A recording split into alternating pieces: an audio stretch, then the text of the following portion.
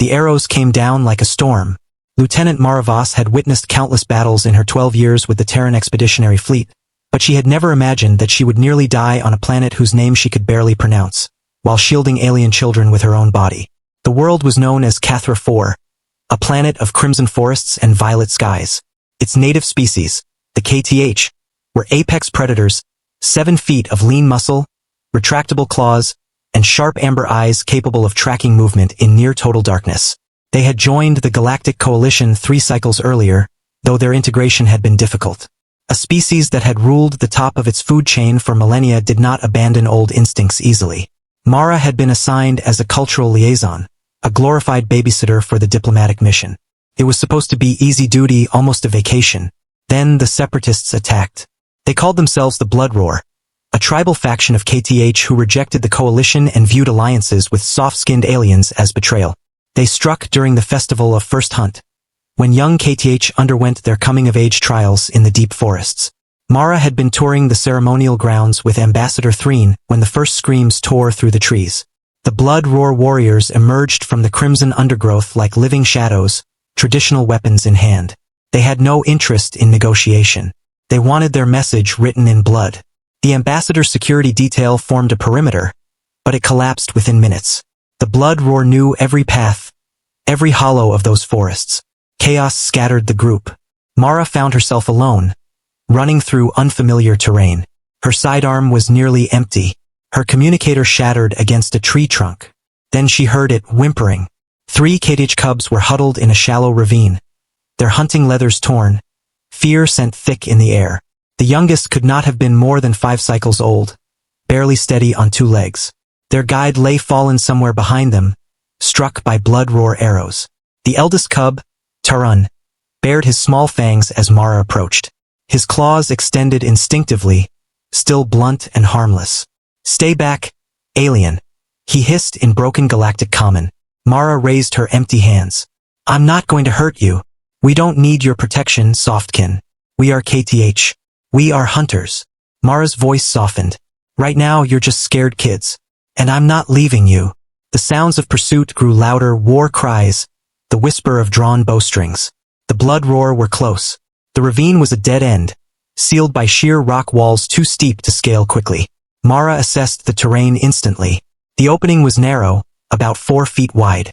If she stood there, she could block it. Not forever, but maybe long enough. She stepped into the gap and faced the cubs. "Get behind me, all 3 of you. Press against the back wall and don't move, no matter what happens." They hesitated, confused. But something in her voice, firm, commanding, triggered their instinct to obey hierarchy. They scrambled behind her. Mara spread her arms wide, bracing herself in the opening. Her body armor was designed for energy weapons, not primitive arrows. The ceramic plates would stop some, but not all. The Blood Roar warriors appeared at the edge of the ravine like vengeful spirits. 8 of them, their fur marked with ritual scars, their eyes burning with fury. The leader, a scarred female streaked with gray, raised her bow. "Move aside, softkin. This is KTH business. These children are under coalition protection," Mara said, steady despite her racing heart. "I can't let you harm them. Then you will die with them." The arrows fell like rain. The first pierced her left shoulder, spinning her slightly. She locked her knees and refused to fall. The second struck her thigh. The third shattered against her chest plate. The fourth slipped beneath the edge of her armor and buried into her abdomen. Behind her, Tarun's terrified voice trembled. "She's dying.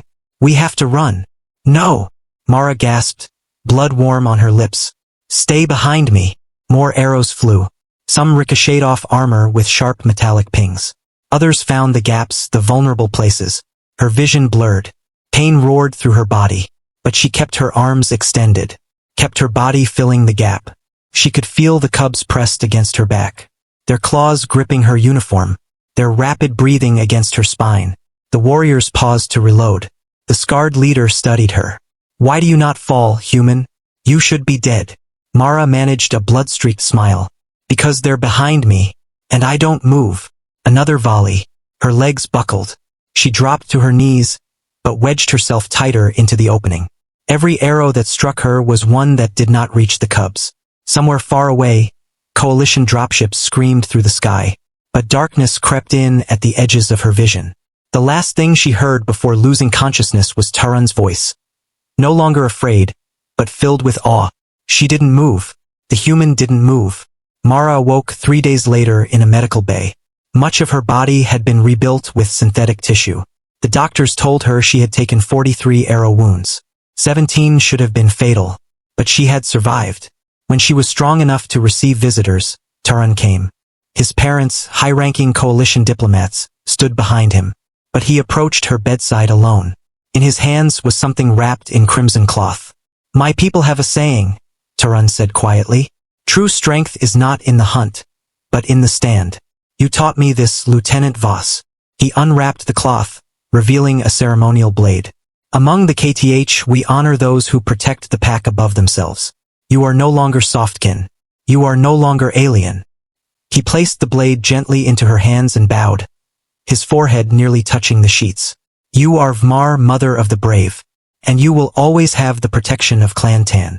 Mara looked at the blade, then at the young KTH whose life she had saved. She thought of the arrows, the pain. The choice to stand when falling would have been easier. "I just did what anyone would do," she whispered. Taran's amber eyes met hers, ancient and knowing beyond his years. "No, mother of the brave. You did what only a human would do. You did not move." And in that moment, Mara understood what it truly meant to be human in a galaxy of predators and prey, to be the shield that does not break, the wall that does not fall, the guardian who stands between the darkness and those who cannot yet stand for themselves. The arrows had fallen like rain, but she had not moved. Please follow my channel for more videos. One click from you can change my life.